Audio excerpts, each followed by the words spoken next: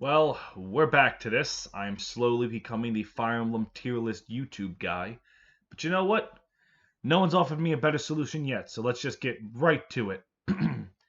Now, I'm doing major villains, not like all the minor antagonists like the Camus. It's Camus, sorry. Camus, or the others, because there are just so goddamn many. So we'll just get right out the gate with main villains. And we're gonna start off with Boa. Technically not a villain. But I'm still putting him on there anyway. Then we have Garnef. Garnef's kind of not very good. He's generic evil wizard who wants to do generic evil wizard things for no other reason than Gateau looked at him and went like, "Oh, you're evil." And he's like, "Fuck you. I'm going to prove your point by being evil." He came from a different time. Like that's all RPG villains were back then. Times have changed since Garnef was around. He's just not what people like in villains anymore.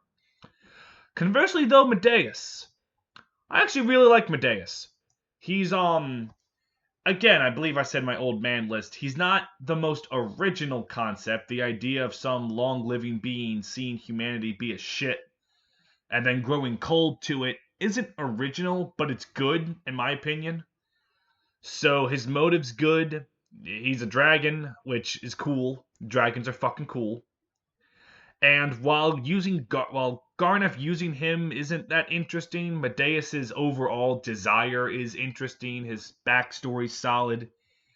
So I think he deserves a spot above average. I'm not going to go as far as A or S tier, but he's definitely above average. Hardin. Hardin's also above average. On the one hand, he's not in control of himself, so you could argue his motive isn't the strongest. But the reason for his possession in the first place, that being his forced loveless marriage and unrequited love, is a solid motive. The Wolfguard's impact in Fire Emblem 3 is very strong, which is part of why I think 12 is a worse story because the Wolfguard live. You relate to Hardin because you had him. He was there in Fire Emblem 1 and Book 1 of FE3, so they gave you more time to just really like Hardin because he's a great unit. And then just to have him stand against you, it was a pretty solid jab in the heart. Very good in my opinion. He's not the best of the possessed villains, we'll get to that, but he's definitely good in my opinion. Very good. Now we're on to Gaiden, which is positioned as echoes on this tier list. So I'm gonna there they are. So Duma. Now let's do Rudolph first. Rudolph, I find it hard to qualify him as really a villain because, like, yeah, he goes and invades, but he has his end goal. And honestly, any villain who's metal enough to factor in his own death into his plans is pretty fucking top tier. So I do like Rudolph. I think Rudolph's very good. It's just he's more of an anti-hero. But if you ask a lot of people, is Rudolph a villain? They'll say yes, so I'll put him on here. I do like him.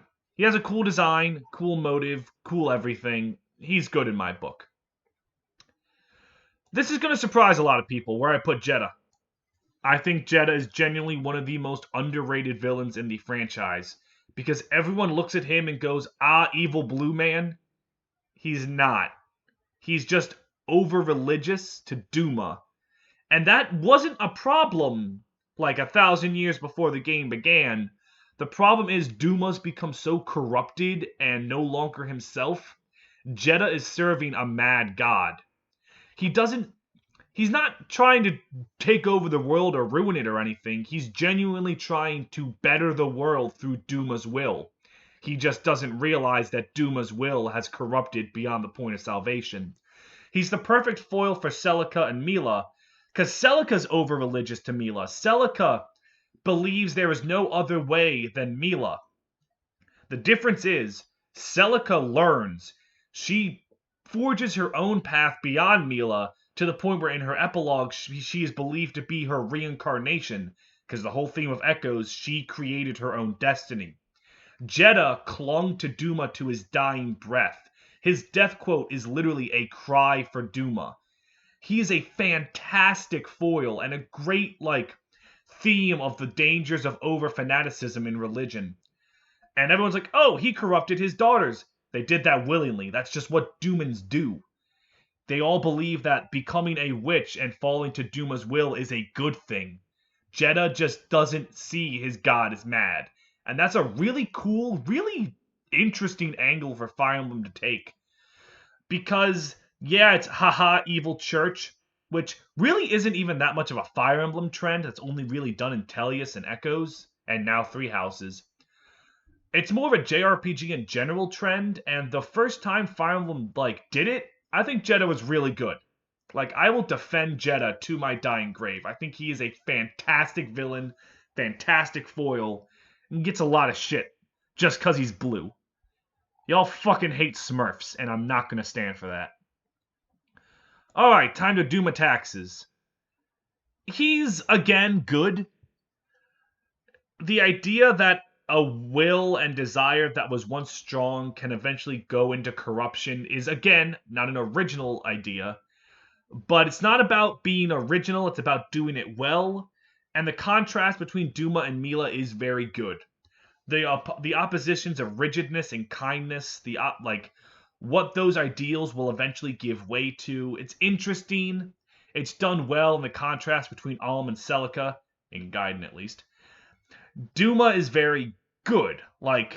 Again, he's not exactly going to be put on any top 20 villains ever list, but the idea of a corrupting will over time is very, very interesting, much like Medeus. So, I quite like Duma. Berkut, he's not really a main villain, more a side one. Truth be told, I probably shouldn't have put Rudolph on here, but you know what? Berkut. Okay, fine. Won't talk about Ferdinand. I also really love Berkut. Like everyone and their goddamn mother says, his voice work is fantastic. Really helps sell his character. And this is gonna sound sadistic, but I like watching characters slowly go fucking off the rails over time. Because with each mounting defeat and with each lie being exposed to him, Berkut just slips further and further into madness, to the point where he can't even trust the one person who loves him unconditionally. It's really sad to see, and it's just a devolution to insanity that is the highlight of Alm's story, in my opinion. Every Berkut scene is a good scene, from start to finish. He's well loved, well remembered, and it's all for a good reason. I hope he and Renea find peace in the next life. Alright, Jugdral. I guess we'll start with Manfroy. He does cool things. Manfroy having a 30-year plan to take over the continent's pretty cool. The lengths he'll go to do it's cool. The problem is that his motive is really weak. I touched on this before. It's just people don't like that Satan exists. If this were going by the manga, Manfroy gets an incredible characterization in the manga. In the FE4 manga, it's really good, you should read it. Manfroy believes that he has to do what he's doing because it's just an endless cycle. He's going to kick out the non-Lopter people. They're going to enjoy peace, and then Lopter's going to get kicked out, and then they're going to enjoy peace, and Lopter's going to kick them out again. And he believes that cycle of a place stealing happiness from another is just unavoidable. So rather than try to fight the cycle, he's just going to put his people on top. And he actually cries over the hopelessness of it all. Though whether or not they're crocodile tears is up to interpretation. So he's very good there, but in-game, which is where I'm judging him from, he does more interesting things than Garneth. He has a bit stronger motive, but it's still kind of a let Satan be motive. So I think he's just average. I could see if you like him a lot more if you don't really care about motive and just care about what he does, because he does some fucked up shit and some cool shit. But his motive is just too weak for me to really love him. Manga though, definitely check it out. All right, next up, Chagal's not really a main villain. Reptor?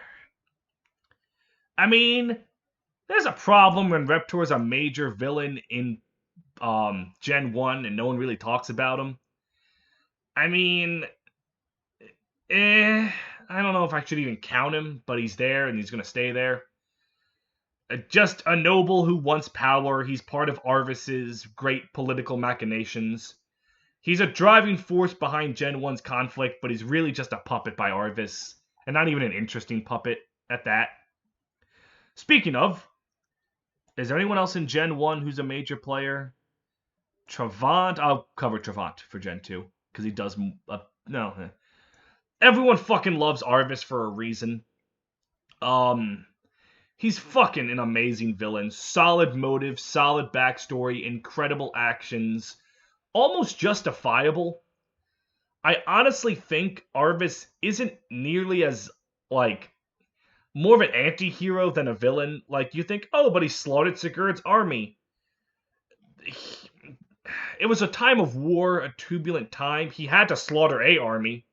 It's just the fact that he slaughtered the army that the player bonded with, I think, make people think, oh man, he's pure evil. He never wanted pure evil. He simply wanted the best for the country, and in a time of war, that means you gotta kill someone. So he used Sigurd as a scapegoat so he could seize power and bring peace to Jagdral.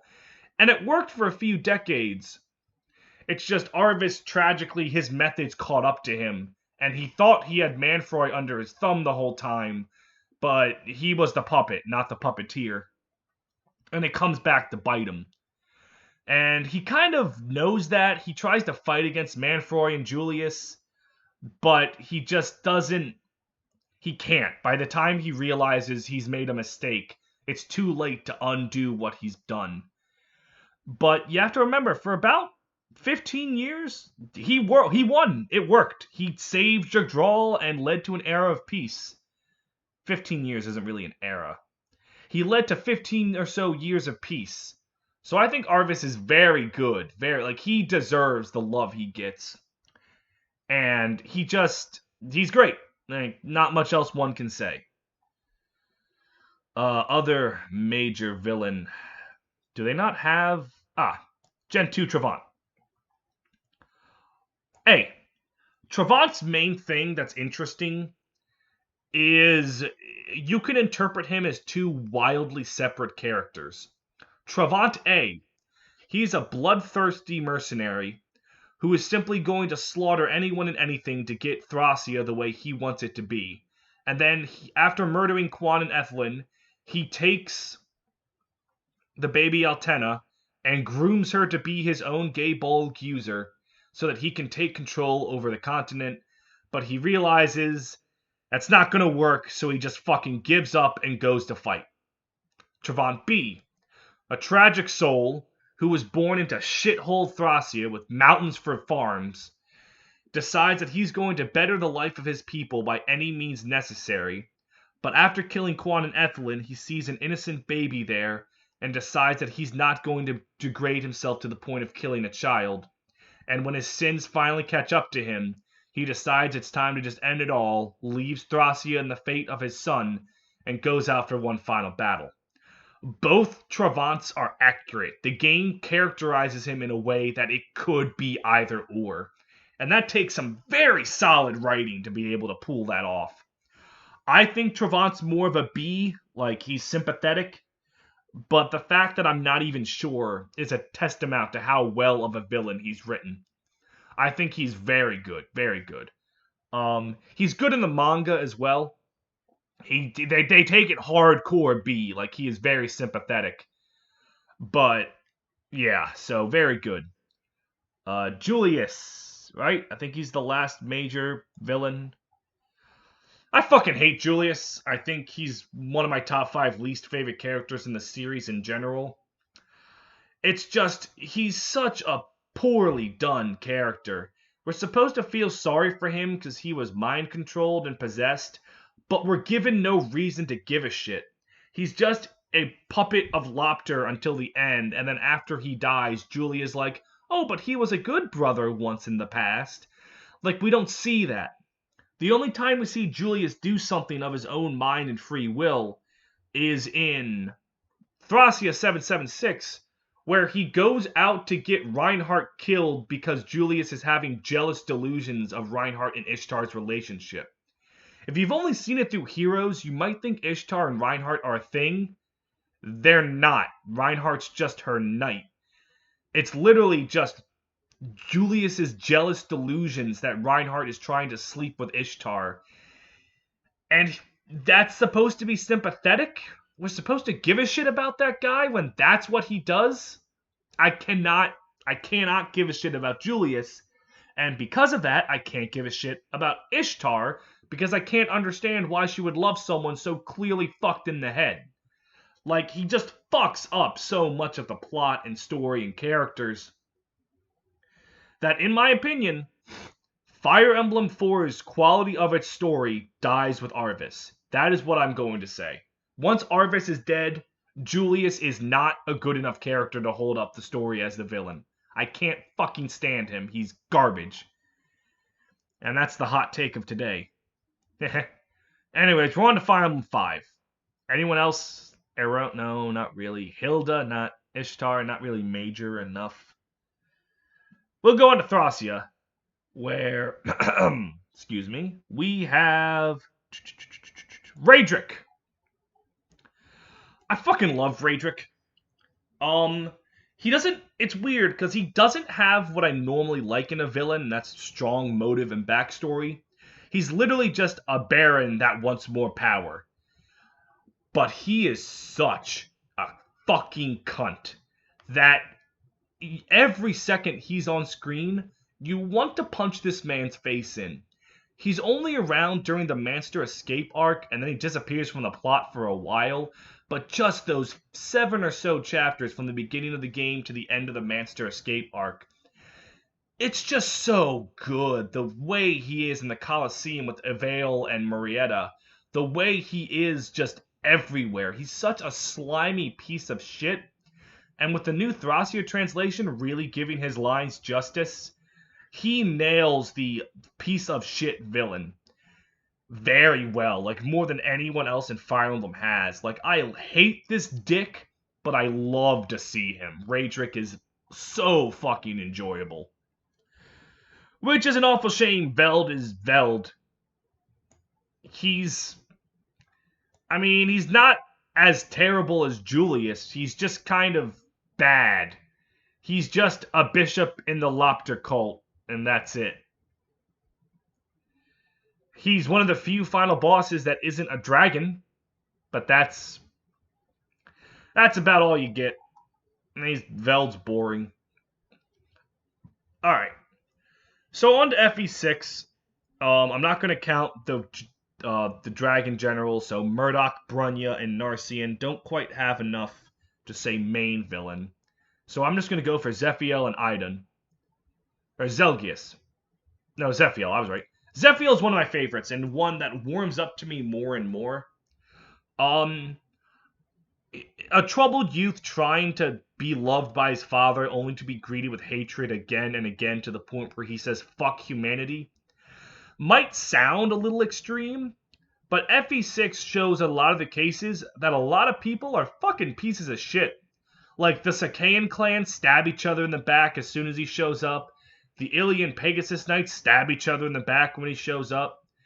Ilbian nobles stab each other in the back as soon as he shows up. Like, he believes that darkness is always in people's hearts, that they're always pieces of shit. And Roy believes that he's kind of creating it. Roy believes that people are good at heart because they will always fix their own mistakes. Zephiel is literally a cynical 4chan poster giving a position of power. He's sympathetic. He's intimidating. Like the scene where he shows up to clap Celica's cheeks and then leave. gives a good job of, like, you can look at his stats and just go, holy fuck, that's a lot of stats. And it's a very good, well done scene. He has a commanding presence that's very strong. Idun. I gotta go down a bit more. Idun over here. She's also really good. Not entirely not for the same reasons as Zephiel. She's a puppet who's lost her puppeteer. She's only known one purpose and what happens when you take that purpose away.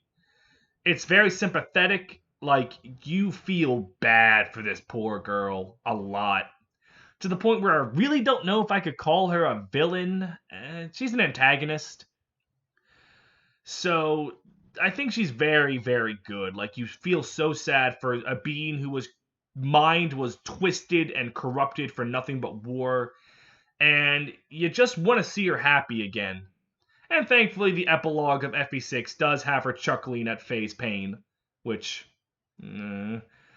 very good. It's really funny having her and Zephiel together because they are great villains for completely opposite reasons.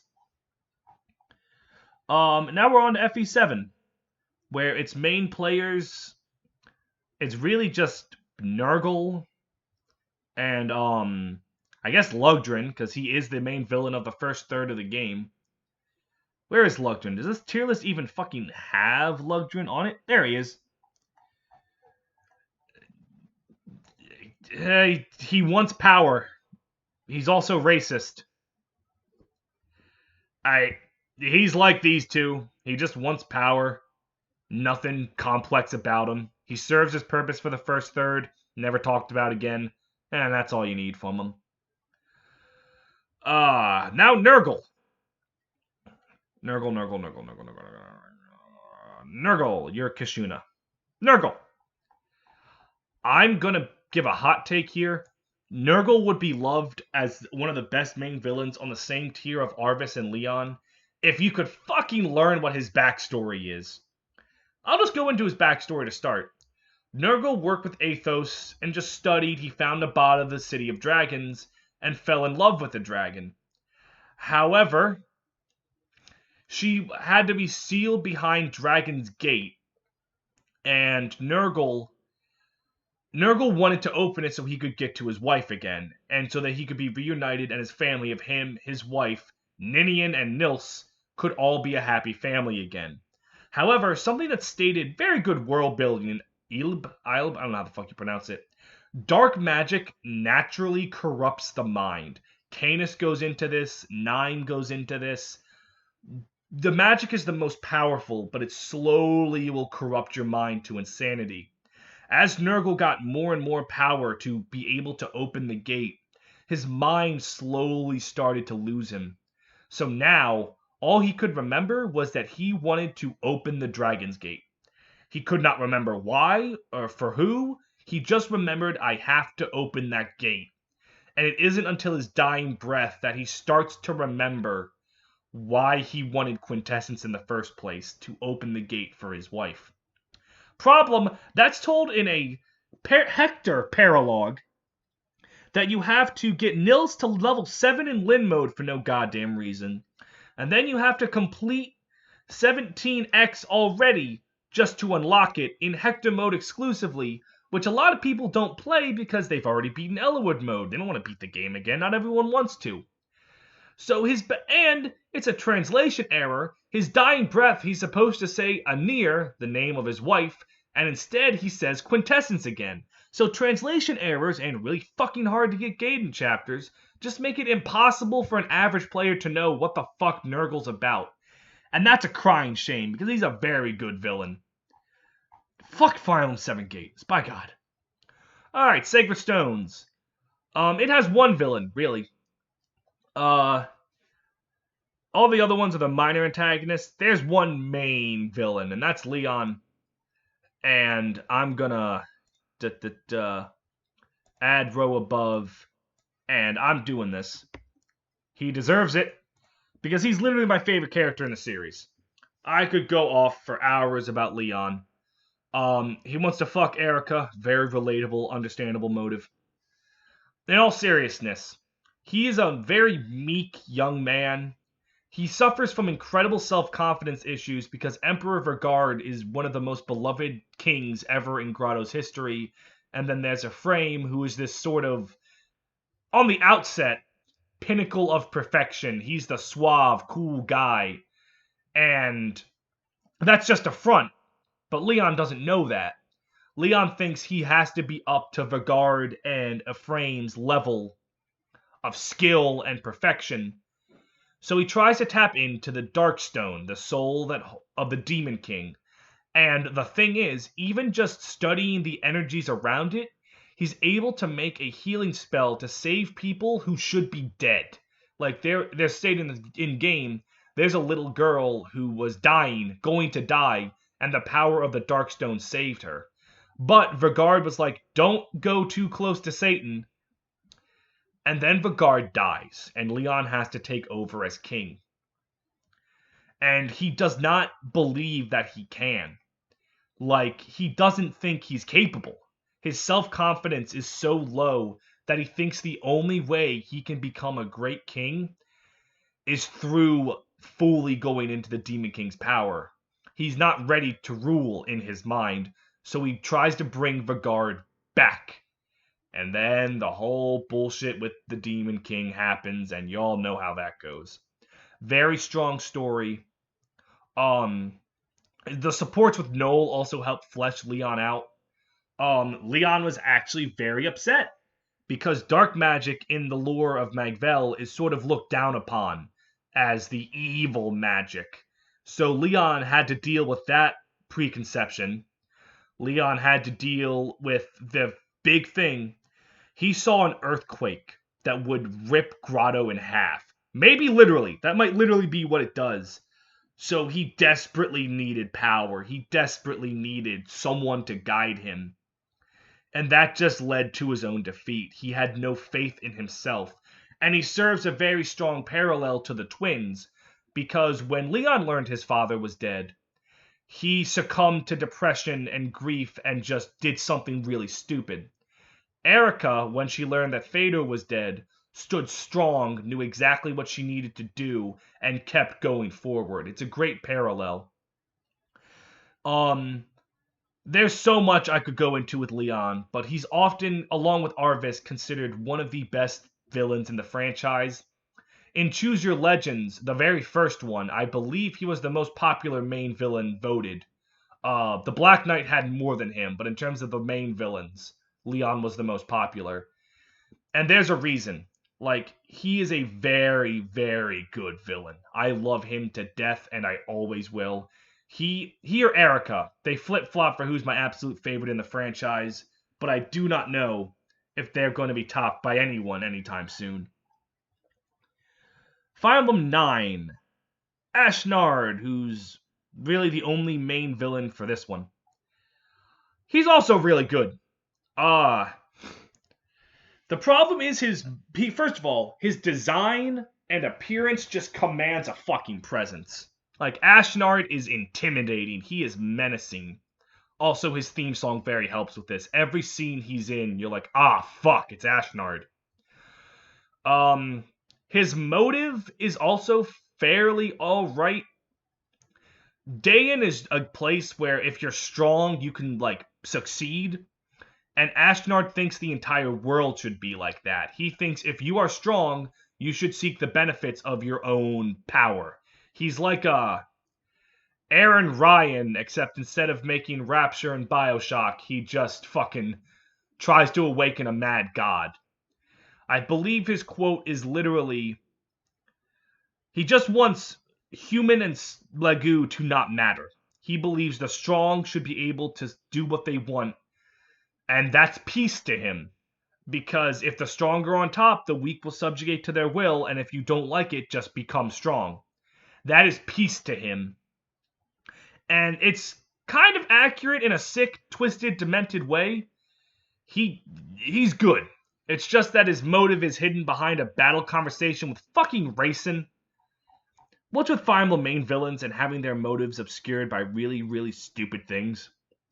Alright, 10. I do think... Also, I forgot Nalucci in the old man tier list, and I am sorry about that. This game has, like, it's split up into parts. So I guess I'll do the main villain of each part. That sounds about fair. So we're going to start with Jared. He's like a slightly worse, a worse Raedric. He's a puppet who just wants more power, and then when he's backstabbed, he's like, alright, I'm gonna fuck up as many people as possible before I go out. Jared's a piece of shit, and he does well for what he's there for. He's just a villain who's made to be hated, and he is very hateable. So he does his job. I'm putting him in C tier simply because he does his job and not much else. Like, you hate Jared, and that's all you need. He's not anything too special, but I remember him. I'm like, fucking Ludwig. What the fuck was that guy thinking? I am going to save Crimea by destroying Crimea. He is literally that fucking image of SpongeBob and Patrick in the burned down Bikini Bottom going, we did it. We saved the city. Like, I'm gonna start a civil war as a test to see if you can handle it.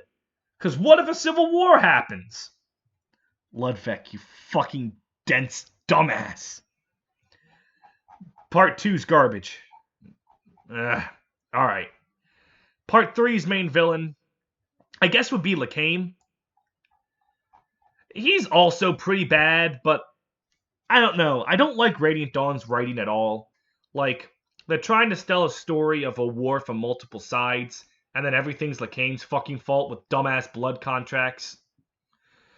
Blood contracts are dumb. They're a terrible plot device that are just discarded when everyone's turned to stone so that the plot can have everyone join up without it being a problem. He's just not interesting enough. He's a mad zealot, but unlike Jedha, there's no real point to it. He's just kind of dumb. He wants power for power's sake. He's just church evil bishop. He's just not interesting at all. And then the main villain of the whole thing is Lothran. I have problems with Lothran. He's literally fucking Medeus. Literally, Medeus was set to guard the Earth Dragons. As time went on, humanity was a bunch of fucks. He decided to unleash the Earth Dragons that he had been sealing to take his revenge upon humanity. Lothran was keeping the Dark God in check, saw humanity was being a bunch of shit, decided to unleash the Dark God in order to take revenge on humanity for being a shit. They're the same fucking character. It's just that Medeus came out like 20 years before Lothran did. His political espionage is kind of neat, which stops him from being just a complete bullshit. But he's just way too similar to Medeus. Like, Fire Emblem likes its tropes, and a lot of them are similar. Like Leon and Hardin, they're similar. Possessed unrequited love's a factor. But Leon does something completely different with it, and Hardin does something completely different with it. Lothran doesn't. I guess the idea that he comes to his senses and joins you is interesting, but it's just not enough for me to give a shit about someone who's so blatantly similar. And then there's God. She's C because she does her job. Almahelda, however the fuck you pronounce it, I can't remember. She's not really important as a character, she's important as a concept. Like, it doesn't matter what personality they gave her, her role was always going to be the force that Lothran uses. Like, I'd put Fomortis, the Demon King, in C as well if this tier list had him, because they aren't important, their impact on the world is. So, like, they do their job. They are just mythical entities for someone else to use to their advantage. That's about it. And then we're on to Awakening. And Awakening also has 3 arcs, so we're just going to do the main villains for those arcs. Gangrel, I like. Gangrel's kind of like a slightly better Manfroy in that he sees the cycle of conquest and war and just fucking goes nuts. He's like, fuck it. If everyone's gonna be always killing shit, taking shit, I might as well do it too. I'll kick Crom's ass, take it over, and then Crom's descendant's gonna come, kick my ass, and we're just gonna have fun. He's a very fun villain. His biggest flaw is the shortness of his arc. The Gangrel arc is not long enough for him to truly flesh himself out. His sadism works, his craziness works, and his motive is touched upon, but Crom's father is kind of just almost a throwaway in the plot that really could have been expanded upon. In my opinion, Awakening would have been a much better game if you just focused on Crom and Gangrel, because there is real potential for a great hero-villain dynamic there, with great backstory and motives. But as it stands, Gangrel is just a concept of something greater. Really wish Gangrel had more to him than he does. I'm kind of sad by it. Next one is Walhart. Walhart is one that has gotten better as time goes on. I'm actually putting him in S. I fucking love him.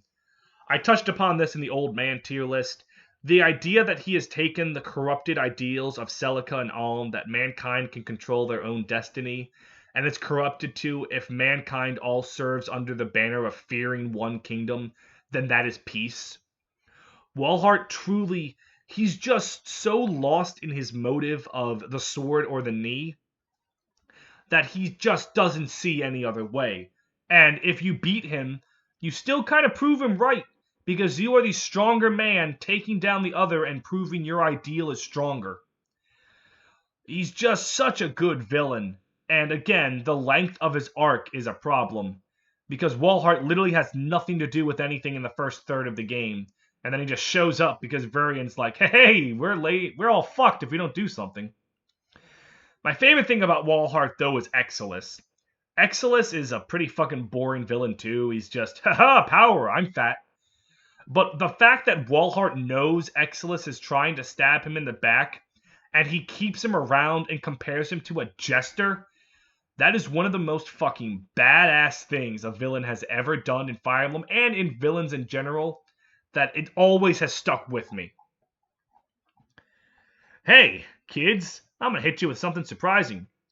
Did you know that Fire Emblem has had some evil old dudes who just are evil for no real reason at all? Did you know that they're all kind of boring? There's nothing I can say about Valadar that I have not already said about Garneth, Veld, Lugdrin, Lakaim, Reptor. There's just... He's Robin's dad and they still can't make him interesting. How fucked is that? Fates. Alright, so... I guess Garen and Anakos? What the fuck is Garen? There's something there to Garen, we just aren't given enough of a reason to give a shit. They needed more scenes of, Garen not being a fuck so that we'd understand why Xander, Leo, Camilla, and Elise don't want to fuck him up. Again, like Gangrel, he's a concept of a good villain, but unlike Gangrel, not even the little bit that we have is very good. Who else do we have? Anakos. We'll do the dragon thing. Anakos has a really cool design. It's just, he's not good. He's not new. He's not done interestingly. He's probably the closest thing Fates has to good concept. Well, no, Fates has a lot of good concepts. I should give Fates credit. But Fates has a lot of good ideas. Like, Garen is a good idea. Anakos is a good idea. He's just not fleshed out enough to work. He is a part of the one part of Fates that everyone unanimously agrees is kind of good. But it's just... He's just not enough reason to give a shit about Anakos. Does Xander count? Does Takumi count? I don't really think. It's Garen and Anakos, I think. Alright, 3 houses. Well, what better way to start than Edelgard? Do we have time skip Edelgard? That would make more sense for this. Yep, we do. Time skip Edelgard. I really love her as a villain. She is very similar to Arvis. A lot of people have made that note. There's a bit of a difference between them. Arvis, I think, is better, but Edelgard has a very similar concept. She sees the world. It's not exactly a world at war, but she sees the lies perpetuated by Rhea and the historical revisionism and the crest-based society, and puts forth the steps to change it. One could argue that war is a little much, but at the same time, Rhea is the one that was historically rewriting the entire world and burning books and just changing the world to as she saw fit. And people forget, Rhea totally went out to slaughter people who deemed were heretics, who were just trying to call her out on her bullshit. So Edelgard really isn't the most wrong for thinking that Rhea is a piece of shit. She's a very divisive character, which on the one hand, I'm not a big fan of seeing all the discourse constantly, but on the other hand, I think that's just a testament to how well she's written, that a character who is divisive in game can be divisive in conversation. So I think Edelgard is very good. This might be a hot take. I'm not even going to call her a hero. She's definitely more of a villain. But she's a very well done villain that I can sympathize her to the point where I can play Black Eagles and think, okay. Alright, main villain for Black Eagles is Rhea. Do we have the... Oh, yeah, that's fine. Remember how I said in Berkut that I loved watching characters slowly go fucking bonkers? I love Rhea in Black Eagles. Jesus Christ, watching her go completely unhinged and feral is beautiful. And you also understand why she's undergoing the historical revisionism. On the one hand, though, it's still fucked and wrong, and she should definitely stop, but, like, you get it. Rhea does some fucked up things to innocent children, mind. And she's very, again, divisive. I love Rhea as a character. Of all of the paths you can take, I don't know if she's, like, I think she might be my least favorite. Oh, no, that's not true. I'm not a big fan of Golden Deer. It's just, watching her go unhinged in Blue Lions is amazing. If it were just her on her own, I'd probably put her at B. Like, you get why she's doing what she's doing. It's still fucked. But just watching her go feral is my favorite thing of all in Black Eagles. Nemesis. I just said I don't like Golden Deer much. Main reason being is they focus more on Twisted and Nemesis, and he's fucking boring. Like, Fire Emblem 4 realized you're not going to make the Lopter cult sympathetic, so the game never tries to. Sacred Stones realizes you're not going to make the Demon King sympathetic, so they never try to.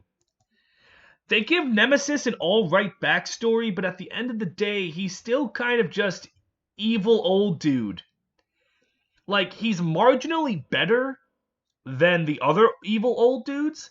Like, I think he's high end of D tier. He's just not interesting enough. He hasn't, like... Twisted has really cool aesthetic. I love the Plague Doctor aesthetic. He has a cool design. Like, that's a scary fucking old dude. But he's just not interesting enough to be the main focus. He's alright, but he's definitely the weakest of the three big bads, being Rhea, Edelgard, and Nemesis. I think that's everyone, actually. Yeah.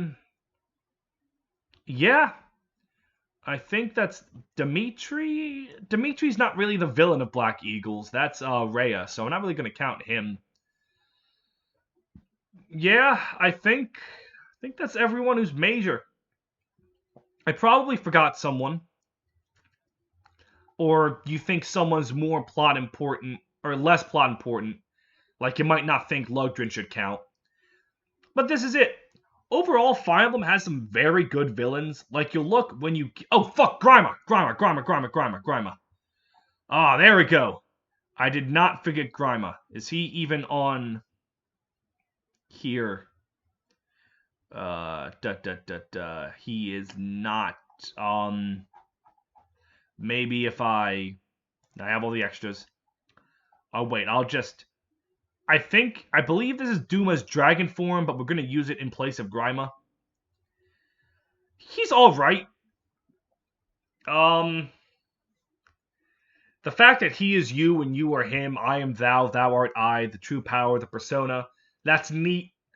He just doesn't have enough time to be fleshed out. The DLC episode helps him, but he's just, again, like Valadar, Walhart, and Gangrel, he's screwed over by the amount of screen time he gets. But what's there is good, and what helps him in Echoes is also decent. So I do like Grima. I just like him. I don't think he's amazing, but he's alright. And that's everyone. Wait a minute, hang on. I did forget someone else. Where are they? Where are they? Where are they? Yeah, Boa. There we go. Alright. So that is all the villains in Fire Emblem. So, major villains. So I'm glad. Thank you guys very much for coming along. I'm trying to find Boa one more time to do this joke again, and I can't find him. So, all right. Does she count? Fuck it. So, if you disagree, please do not be a douche. But I am more than welcome to interpretations. I know Jeddah is going to be one that's like, people are going to be like, what the fuck? I know Lafron in mid is probably going to make people go, what the fuck? Does Nemesis have defenders? I don't know. Everyone's too busy defending Edelgard's and Dimitri that I have heard no one talk about Nemesis. Maybe that's a sign in and of itself. So thank you all very much for watching. If you want to give me suggestions other than tier lists, please do. If not, I'm going to keep doing these until people bitch about them. So, have a wonderful time, and I will see you tomorrow. I am getting there in Vestaria. We're almost there, guys. We're almost there. Have a great day.